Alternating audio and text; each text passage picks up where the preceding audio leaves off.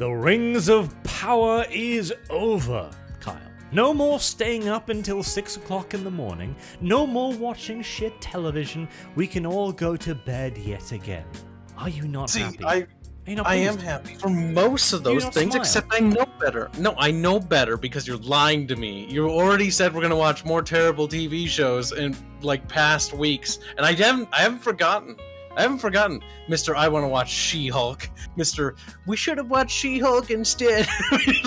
Genuinely, I think She-Hulk would have been more entertaining than this, but such is life. Probably. I mean, at least because we're looking. The issue is we're looking for something funny bad, right? And this isn't funny bad. This is just bad and just like, oh god, so many dumb things that happened in this episode. It is, and Arch has bad. many complaints here. And okay, right. What the worst part is, there was a thing here that could have been brilliant. Like, there's a scene. It's revealed that Halbrand officially is Sauron, which makes a degree of sense. And like everybody was like, yeah, that's probably Sauron. I'm still not convinced that there isn't some time-skippy nonsense going on, but we'll get to the wizard a bit later. So Halbrand is Sauron, and there's a scene where he confronts Galadriel, and he's like, oh, Galadriel, like, oh, Tam, I'm so glad to see you here. And they have a little talk, like, you're the one who made me strong. It's like, if it weren't for you, I would never have been driven enough to get here. And I'm sitting there, and I'm thinking to myself, this scene should be giving me goosebumps. Like, because this is the grand reveal. Like, this is the whole, like, oh, holy shit, Galadriel. Galadriel's the reason for all of this. This should be a scene. This should have been the money shot of the entire season. Again, like, this should have had Halbrand like shot in a way where like the scene starts out super bright and then gets darker and darker, and you begin hearing like the whispers of dark speech in the background, starting out super slow and then growing more intense as you realize, you know, Halbrand should be looking beatific here and then turn darker again. Like, this should have been the money shot. This should have been the fucking money shot, and it just isn't. Worst yet, not only isn't it the money shot, it is the reveal before the reveal scene, as they have a separate second reveal scene, in case you missed the first one. Yeah, we didn't want to, you know, forget anything that we hadn't seen already, because we're blithering idiots. They do that a lot in this episode, too, and just throughout the series, where they just repeat themselves at, like, nauseum, at least once or twice, because I have a feeling they think we forget things. Like, remember the scene with the rings, where it's, like, panning in, panning out, panning in? It does it twice! It does the big reveal of the rings twice! It's like, why? Show you, like, this is a good... Okay, you did the epic reveal of the rings, even though it wasn't epic. Now it's time to transition to the next scene, but it's like... And then it's like, and fade back in the rings. It's like, okay. It's like they ran out of footage, and they're like, what we put here? Loop the same thing we did again, but put it from a different angle. It's like, okay, move the camera there. Perfect. Like, it undermines their epicness. I can't... Again, like, the whole scene between Halbrand and Galadriel, like, because... Man, if that was delivered in a better show, in a better way, this would have been an epic moment of television. This would have been something we would have talked about for years. But it isn't. And again, it's all because they've undermined the reveal so goddamn bad. Because they had to try and play Halbrand off against... the wizard dude, right? So they need to be like, oh, who's Sauron? Is Adar Sauron? Is the wizard Sauron? Is Halbrand Sauron? And the problem is, when you set all three of them up to be Sauron, they keep giving evidence for all three of them being Sauron. Now, Adar is purely visual, and the fact that he's commanding the orcs. He even, like, basically denies that he's Sauron fairly early on in, like, episode 6, 5 or something. The wizard is far more roundabout, and they announce him as Sauron in this episode. I'm still not entirely convinced he isn't, because his plotline makes no sense whatsoever, from multiple perspectives. First and foremost, Amazon does not have the copyright to the wizards. They simply don't. The wizards arrived in the Third Age. I don't think they are mentioned at all in the Silmarillion. Granted, it's been like 10 years plus since I went through that slog, but... Now, we do need to remind you, Arch, this whole thing is, it's not canon. Well, there's the thing, too. No, it is. For the parts that Amazon have copyright to, dish canon, bruh. Like, because they own it. They can do with it whatever he wants. It's not, like, the rings weren't forged with mithril. Like, that's just not a thing. Well, that's the thing. Like, as the Amazon showrunner said, just show me where Tolkien said that they weren't. Because that's their line of reasoning. Like, if he didn't specifically say it, well... Yeah, but the thing is, I'm not going to accept their line of reasoning, and neither should you. Yeah, but that's the thing. That's not up to you. It is up to me. It is literally whoever owns the IP who gets to set the rules. Because what you're talking about is fan canon. And hey, fan canon might be equally as relevant and equally as important, and indeed superior to official canon. I'm not talking about fan canon. I'm talking about Tolkien canon. What Tolkien actually wrote. Tolkien didn't write this. Yeah, but this isn't his work. Yeah, but that doesn't matter. It's his IP. Amazon now owns it. No, simple. Dimple. I don't think so. I don't think so. Legally they can speaking, make anything they want. Legally speaking doesn't matter. No, it does matter. It absolutely does matter because you got to look at the rationale behind this. They don't have the copyright to the wizards. About the whole, like, okay, Amazon owns it. Does that make Lord of the Rings trash now? No. I don't think that'll ever be the case. Well, as opposed to go Proctor Hawk. Like, they haven't ruined what already exists, but this is canon. No. You can deny it all you want, but yeah, and again, you can have your fan canon, and that's fine. But this is canon. No, it's not. And the problem with the reveal, again, is that they've built up both characters to be the same character. And it has removed all the subtlety of both of them. Where they have to constantly hint that Halbrand is Sauron, which completely undermines the reveal that he is Sauron. The same with the wizard, too. They accidentally fell into the trap of Battlestar Galactica, like, oh, who's a Cylon? Is he a Cylon, or is he a Sauron? Am I a Sauron? How many of us are Saurons? It's like, oh my god. And then it turns out like, half the cast are Cylons. It's like, actually, we're all Saurons. So, okay. Like, that's what this episode felt like. It felt like Battlestar Galactica, but Battlestar Rings of Power. At least the benefit with Battlestar Galactica is that you've got so many Cylons unrevealed that you've actually got a fairly high percentage chance of any character being Sauron. And so there is still a degree of mystery and suspense, because you can never be quite certain. In this case, there's only one character, unless again you do a time skip, which means that if you're hinting both characters, we don't have any particular reason to assume that one is over the other. Like, if you only got two characters, odds are you're at least going to be suspicious about both, and in reality, the character that was to be Sauron should have been the character that you were the least suspicious about. There should have been almost no hint that he was Sauron, and yet they make it obvious. Blinding, like, he walks in to Celebrimbor's study, and he's like, I can't figure out how to make any of this. And he's like, what if you make rings of power? He's like, oh, great idea. It was dumb. And the whole thing, honestly, amounted to kind of just funny. But, yeah, the whole Halbrand reveal is meh. It was disappointing. But I don't think anyone was particularly surprised. Honestly, I think the biggest, annoyance I kind of had was actually the Harfoot scenes. Mostly because they did the whole fake out. You know the one I'm talking about. But they did actually give us a little bit of respite there, didn't they?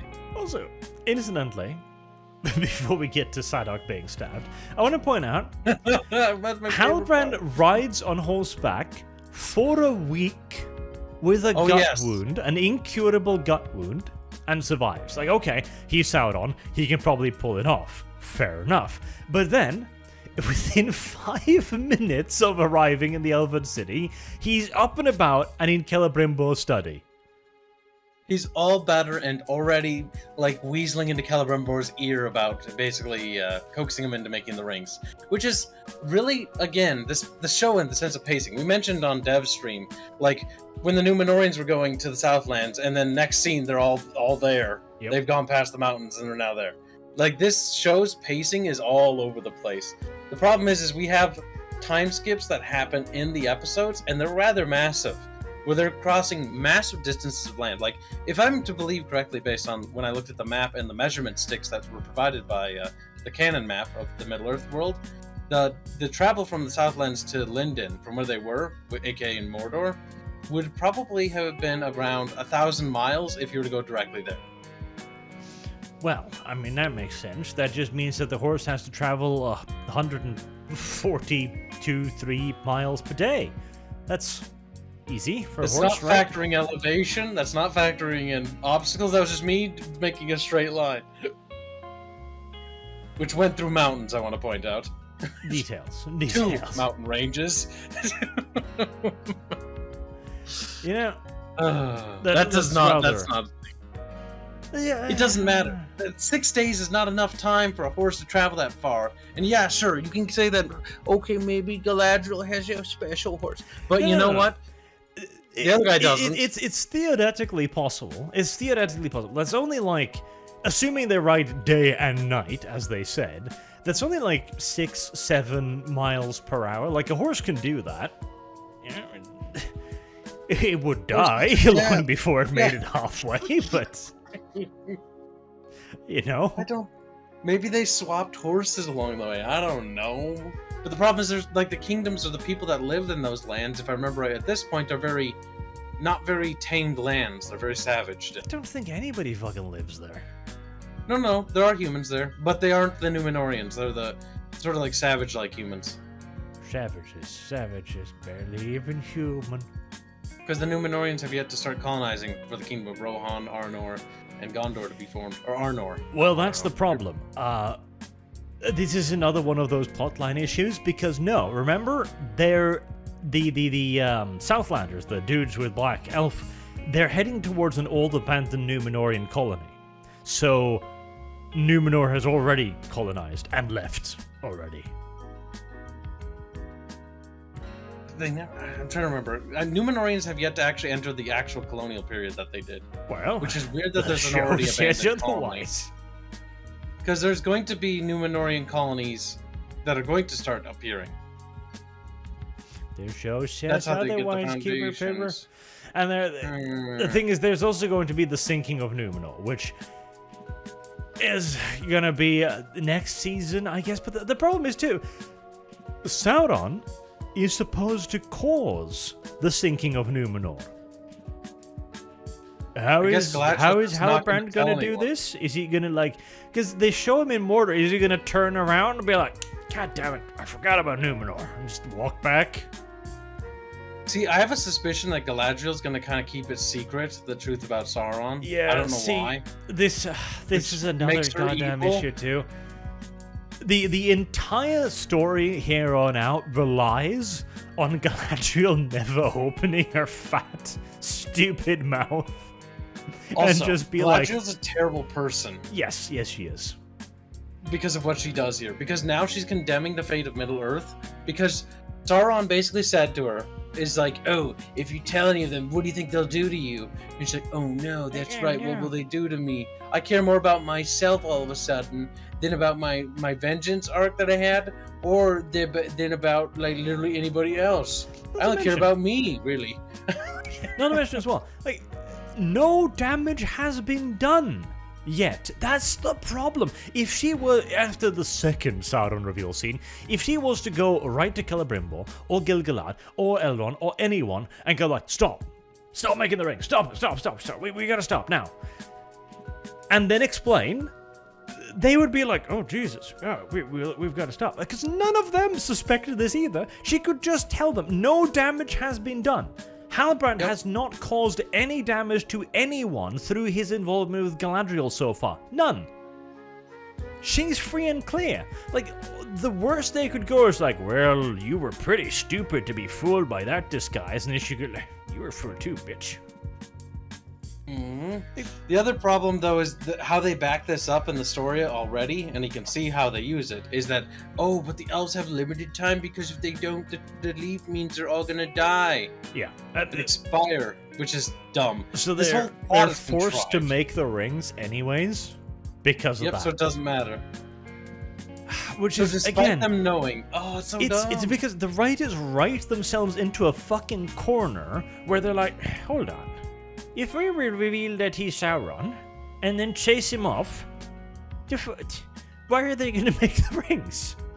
And so they have to invent a reason for the rings to still be made. Now, let us not forget the most important part of this episode. The part where Sauron tries to woo Galadriel to his side. Alright, so suddenly... Like... Okay. So, in part... I don't mind this because it comes across as a bit of a Hail Mary from Sauron's side, where all of a sudden he said, you could be my queen though. Wouldn't that be kind of kawaii? Like, I wouldn't even put you in the kitchen. It kind of comes across like he's just basically trying to bribe her, essentially. It's like, okay, bit of a Hail Mary, but I didn't hate that. But the problem is, this felt like it should have been a build-up. This felt like it should have been a core plot point, instead of just kind of thrown at you. Because at no point earlier was there any real romantic spark between the two. There's been a couple of awkward scenes where a human and a man has been in vicinity to one another, and have briefly talked about their fifis. That's not a romance. Like, God damn it. Apparently it is. That's not a fucking romance. Like, they should have had a relationship. They should have at least smooched or something to make this serious. To make Galadriel go like, "But I loved you," blah blah blah. Oh, but that would feel so cringe if they did that, though, fanfic wise. But the other thing to remember with this whole thing, is that one of the reasons why we never have time for any of these stupid ass arcs is because this dumbass show keeps on this awful tangent of it has like 40 stories running at the same time, so we're constantly hopping perspectives.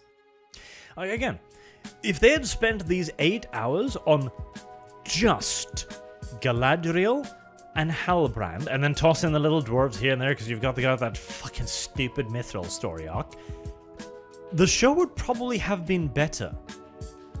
Like, you've got to add in a few scenes here and there, but if you've got the like 8 hours to make up, anyways, right? Because 8 episodes, you just peel out all of the Black Elf, you peel out all of the Harfoots, and you add in those romance scenes. You add in those bonding moments between the two, and you add in more subtlety. And you never even mention, you never even suggest that he could be Sauron. It could work. Well, you do need to plant the seeds, otherwise it comes off as, like, you know, him having knowledge about the iron and stuff like that, or metal shaping. Yeah, but I wouldn't even plant the seeds, really. Like, what I would do is, I would... Because then it comes out of the blue, and that's bad writing. You could show him as a metal worker, and you build that up. Screw this whole King of the Southlands, because the King of the Southlands served no purpose but to reveal him as Sauron when she looks up his family record. It serves no other purpose. Screw that shit, because again, it's just a hint, like, oh, you're from the Southlands, but where Southlands is Mordor. No. Well, that wasn't necessarily for the hint, that was for the reveal. But yeah. Well, no, that was a hint, because King of the Southlands, and we knew Southlands was Mordor at that point. So obviously, King of the Southlands, dun-dun, and there had never been a King of the Southlands. Like, that was definitely a seed. I would have dumped that entirely. Go purely with the idea that he's some sort of blacksmith, and then maybe introduce a red herring. Then maybe introduce another person who's like a smith from outside who comes and talks to Celebrimbor. Draw suspicion away from Halbrand. Because that's the issue. Throughout this entire show, they've led suspicion to Halbrand. No, like, that's the thing. As you say, the seeds need to be there, because it can't come out entirely out of nowhere. But genuinely, up until that reveal scene, you should not have seriously suspected it to be Halbrand. It would be kind of hard if he was involved with the ring's development, though. That's the one caveat, because that's a dead giveaway. No, that was the dead giveaway in this episode too. Yeah, but that's where the clever red herring comes in. If you do the red herring correctly, there's a reason why it's a cliche. It's because it works very well when done properly. Add in a character that actually helps Celebrimbo. Add in a smith or somebody who helps him and gives him most of the things. And maybe like have a session, right? Where they're going like, oh my god, we can't get it to bond, blah blah blah. Like they kind of did here. It's like, we've tried everything. And then have them shoot the shit back and forth. And then have Halbrand lead the conversation. The problem is here, he outright states it. Again and again, he outright tells Celebrimbo what to do. It's like, oh, you can't do that. You've got to do it with a centrifuge. You can't force them together. Like, oh, what about a ring, a circle? If none of these things should have been his idea, he should have just, it's like, God, if only we could make the light, turn in upon itself somehow. And then the red herring goes, like a circle. Something like that. A bit more clever, but that would have worked much better. I mean, anything will work better when we have to deal with this episode. But either way, though, like the whole fucking that was the big, by the way, that was the big thing in this episode. Then there was the secondary storyline, which was the harfoots. Okay, I skipped over a black harfoot, brandy book. No, Sadok. Sadok something. Sadok, sodomy. Sodomy, yeah. Yeah, so he gets stabbed in the gut by a batarang, and then he's fine for a while. But then the batarang eventually like penetrates his organs or something. Nobody knows for certain on what happens there. But what we do know is that Arch and I, both at the same time, as that scene fucking unfolds, we fucking cheer. We're like, yes! And then he falls behind a rock, which means if he falls off screen, he's not dead. He's not dead. And then we're like, no! Yep. No! First time I was actually happy and excited for something in that show was one of those damn little shits dying. And at least he did die. He died in a really stupid way. But, yeah. But we get the reveal where the tall dude's not the Sauron. He's actually a wizard, an Istar, if you will. And again, like there's he's like, I'm good, and then he reveals that the three sisters were ring wraiths, which is weird. I mean, they do have wraiths in the Tolkien universe, like because the Witch King of Angmar and stuff like that. Like they have like these sort of necromancy stuff that's happened before. So, like, that's possible? Well, the Witch King of Angmar is a ring wraith. Yeah, but he doesn't exist yet. That's the other problem. Yeah, well, that's the thing. None of the ring wraiths exist. So these three chicks being obvious ring wraiths is very, very stupid. I don't really know where they came from, but yeah, they're ring wraiths. Because when he fucking uses his powers on them, they reveal their true forms, and they look just like the ring wraiths, all shriveled and dead. Yes. And ghostly, ethereal. Yes, that's the word. And ethereal.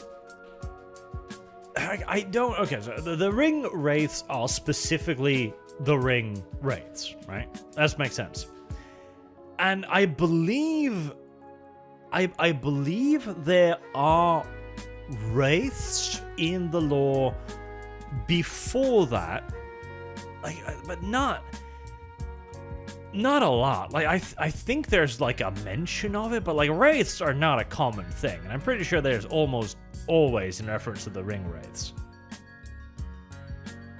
Yeah, I'm trying to. I can't think of anything.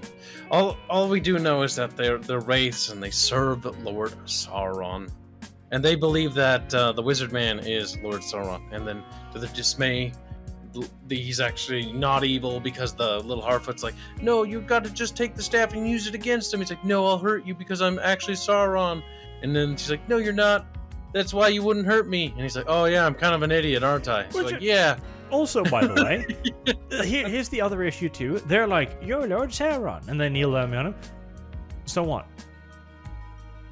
Genuinely, so what? Okay, we know Lord Sauron's bad. He doesn't. Like, this name has no meaning to him whatsoever. Yep. But he's like, oh, I'm bad now. Like, I'm bad now. Okay. But how did you come to that conclusion? Well, you see, I read the books. Like, okay. I read the books and he's actually bad later? It's like, okay, dude. The other problem with this whole reveal, too, is that this whole thing where he thinks he's evil literally happens over the span of like 10 or maybe less than 10 minutes, maybe 5 minutes or 6 minutes. And after the 5 or 6 minutes of him being convinced to be evil, in the span of another 5 minutes, he's then like, oh, I'm actually good. Yeah, again, it happens quick. It's the problem with his entire storyline is that he is shown to be evil, and then he's shown to be good. And this happens like 12 times. Like, this is how you do a red herring wrong. Because all you're doing now, you're not building it up, you're not hinting at it, you're not laying the foundation, you're beating people over the head with it. It's not interesting. And again, we return to that problem where the Istari are a very specific thing, and they wouldn't call him an Istar either, because an Istar is a name given to the wizards by the people of Middle-earth. These people wouldn't even know what an Istari are. They would call him a Maiar, maybe. They would refer to him as that, but not an Istar. It's like, just... It hurts, doesn't it? It is, again,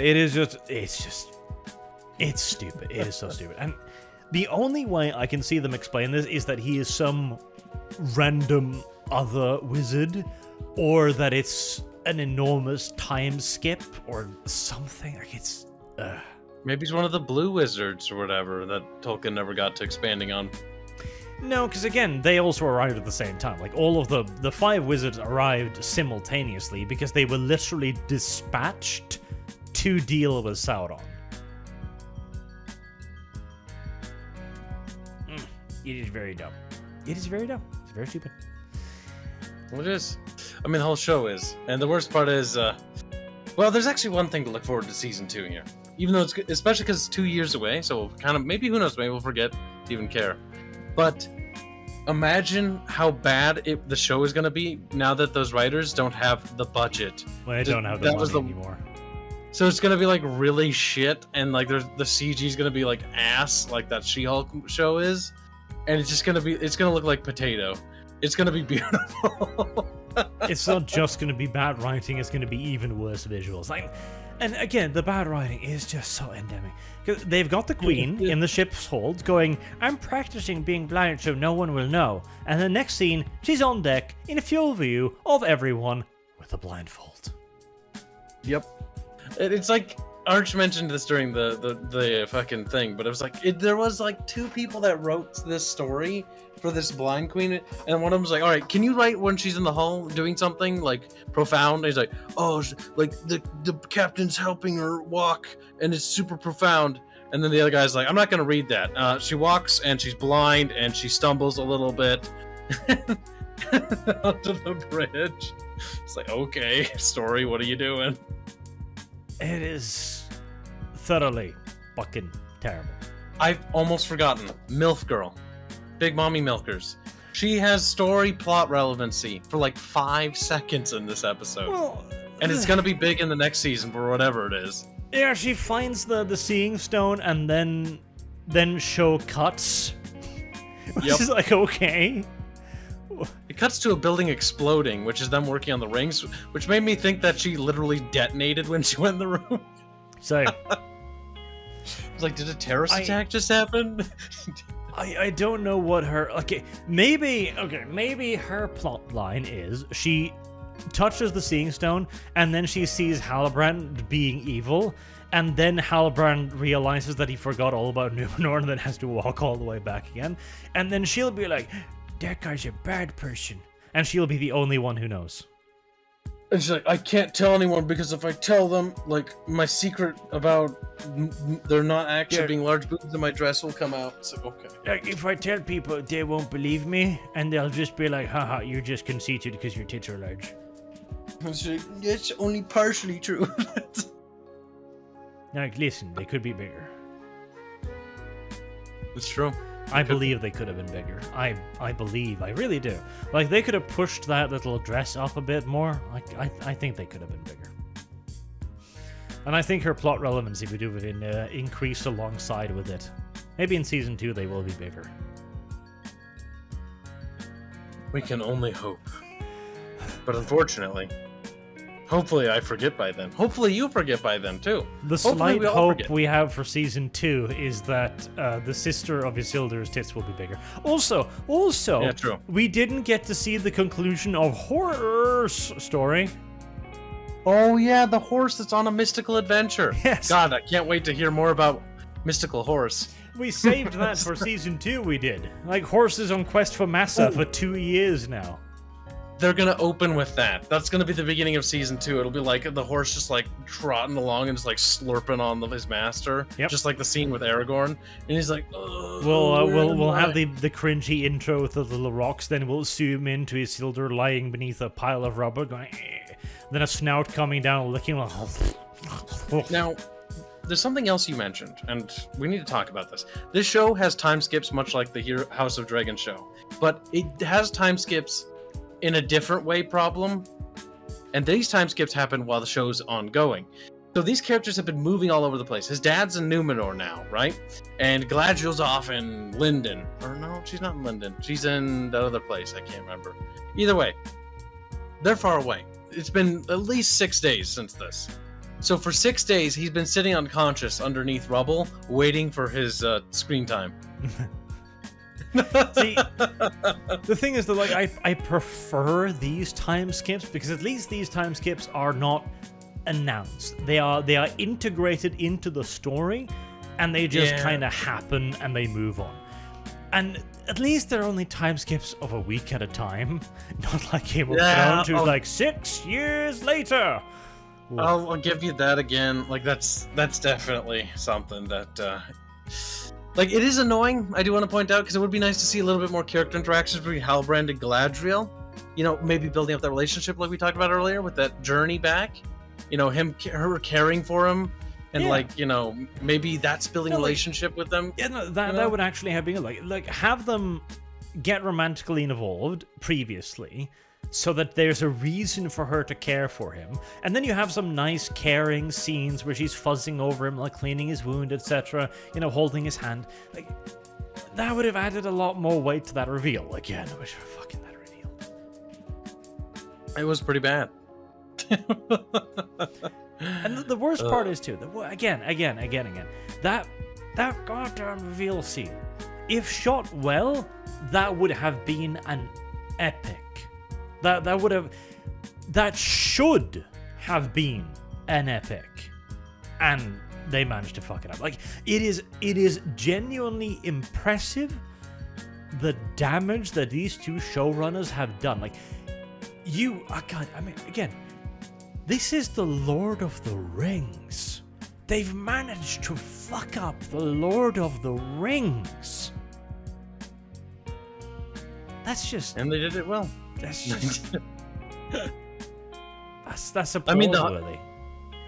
I mean, we had other people fuck it up. We had the Hobbit trilogy. That was not well received. We've had bad Lord of the Rings video games too, here and there. Yeah, but the Hobbit trilogy wasn't this bad. Like, No, the Hobbit trilogy gets a bad. lot of stick, but if you rewatch that, like, it still has that Lord of the Rings magic. It has some very dumb scenes in it. But it's still a Lord of the Rings property, at least. I would rather watch The Hobbit. Even though I don't like The Hobbit, I would rather watch The Hobbit like 4 times. Or like each time for every one of these episodes than one of these episodes. Because these episodes are just... they're not good. They're not good, and it's very cringy to see what they're doing to the story. And how disrespectful they are to it. Like, the whole undermining of the lore happens at almost every turn. I don't think there was a single episode where they haven't undermined something that's pre-established canon. Like, this one's pretty egregious. How the rings were made, oh my god. That was terrible. And the fact that the rings are made out of mithril, and the rings were made specifically so the elves don't die. Which doesn't make any sense, because they say that the rings, like, it doesn't matter because the elves are leaving, like, the Middle Earth. Like, that's what Tolkien said. They're leaving Middle Earth because the power of the Valinor is fading or whatever. So they have to go back to Valinor. They can't remain in Middle Earth. That's the realm of mortals. They need to go back to the land of Undying. That was the reason. They literally just decanonized that and their fan fiction and have basically just made it, they're fine. The rings are what make them okay. Okay. And yeah, it undermines the key plot of this. It's the same with the dwarves. The dwarves' plot point is they dug too deep, too greedily. It isn't that Sauron corrupted everything. It isn't that evil destroyed everything. It was the weakness of men. It was the weakness of dwarves. It was even the weakness of elves, in fact. This is a failing on behalf of the other races. They were greedy. They wanted power. And it was that weakness that evil exploited. That is a good story. But here, there's none of that. The elves don't have a choice. They have to make the rings or they'll just fucking die. Like, it's not Sauron being clever. It's not a grand ruse. It's not them being... It has no moral depth. They do it or they die. Because plot reasons. Yep. It's... Oh, God. It's annoying. I can't even... Like, I don't even want to know how they're gonna... Because they're gonna shoehorn it. How the elves, how the humans get their rings and how the dwarves get their rings, and I don't want to know how they shoehorn it, because the way it was portrayed by Tolkien was that they were all crafted at the same time, and they were all, manipulated, because there was like, oh, I'm gonna make you all these powerful rings, and you all become very powerful, and they're all like, yes, we're gonna help you create these powerful rings so that we can be super powerful. It was greed. They're gonna fuck it up, Arch. It's gonna be really dumb. And again, the problem is, now that we have seen these rings be made, why can't we make another one? Yeah, it's just mithril, and after all, like Moria itself is filled with it. The other dwarven hold is filled with it, like, and that was just a sliver of mithril. It was nothing. It was a tiny bit. Why don't they make a ring that binds them in light instead of dark? Yeah, like it undermines the entire structure, because the entire point is Sauron was actively involved in the creation of the rings. He forged the design for it, the flaws. He forged the chains in the ring's very creation, and that is why in secret he made the One Ring. Because all of the other rings were bound to the will of the One Ring. That's why it has the whole inscription, one ring and to bring them, and in darkness bind them, etc. That doesn't work anymore. Because the elves made their rings of power without Halbrand. Halbrand had already left. They didn't follow his instructions other than how to melt mithril. So if he didn't work any of his magic into their rings, if he didn't work any of his plots into their rings, he didn't write anything on them, he didn't make any inscriptions, he didn't prepare the blueprints or anything, then that means that any ring of power made by mithril and high quality gold and silver can just do whatever. So just make the 21st ring. There you go. Plot solved. No problem. This is the ring of power. Yeah. It controls the other ring of power. It's the one ring. Yeah, the 1.1 ring. My ring's bigger than yours. It's just like Mount Doom. Like, Mount Doom was created by by Morgoth, it was created by Satan. It's a magical mountain. It's so super special. Same with the One Ring. The wrong ring. Yes, there you go. The wrong ring. The wrong ring was forged in Mount Doom by Sauron. It has such special power because of this. Now, just a recipe, bruh. Well, we know the recipe. You can make another one. Celebrimbor is the one who made them, which is weird. Like, honestly, besides Sauron mildly helping them with just like getting the ball rolling, he actually didn't participate in their design at all. What's even worse is Galadriel knows the recipe. Galadriel saw them being made. Galadriel could literally do it again. Oh, I hate it so much. I hate it so much. Again, by showing how the sausage is made, they have undermined the entire setting. They've taken away the mystery. This is a problem that not just Rings of Power have, but a lot of fictitious media. Warhammer has this. Like, they've demystified the Emperor. The Horus Heresy was a neat idea, but what they've done is they've taken out the magic. We know who the Emperor is, we know these things, just like with the Ring, just like with Mount Doom. The problem with the Emperor is that they gave him too much story, and too much of it was written by people who actively hated him. Yep, so they were actively trying to undermine him. Here we kind of have a similar thing, though. It's different, because the biggest problem with the Emperor is that at the one point, he is hyper-competent in every single regard, and he's also a complete fucking idiot. I'm not going to get started on that here. But here, it's not even that. It's just that they are undermining the key plot points again and again.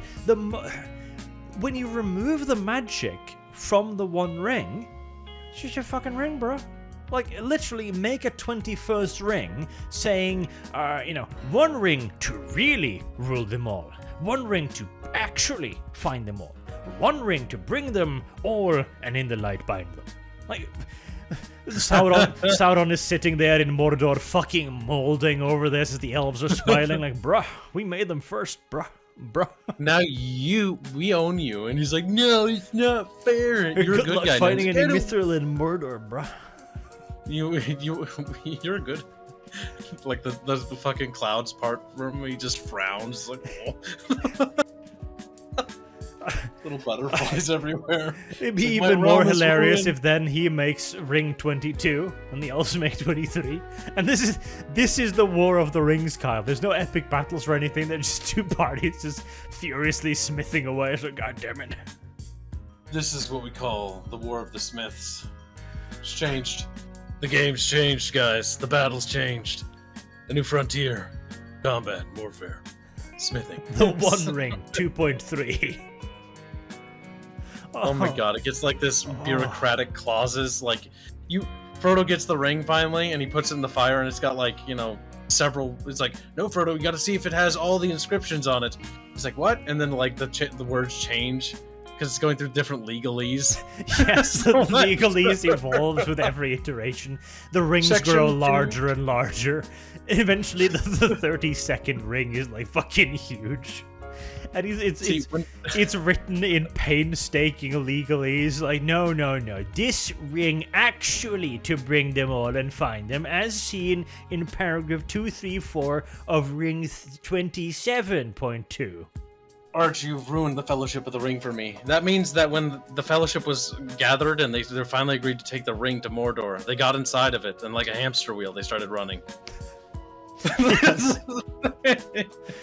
That's ridiculous. At that point, the ring is just fucking 2 meters tall, etc. And also, it also means that Elrond could have just like leaned in and go like, Gandalf's like, we must take the One Ring to Mordor where it can be destroyed. Elrond just raises his hand, or alternatively, we could just make another one. Gandalf looks like, what? What? We can do that? Yeah, I was there when they made them. I know the recipe and everything, bro. It's like, dude, why didn't you do that sooner? It's like, I don't know. Listen, times flow differently for elves, okay? For me, it was yesterday. For me, it was yesterday. I was like, maybe after the next 30 dinners. And 30 turned into 30,000. Oh, I hate it so much.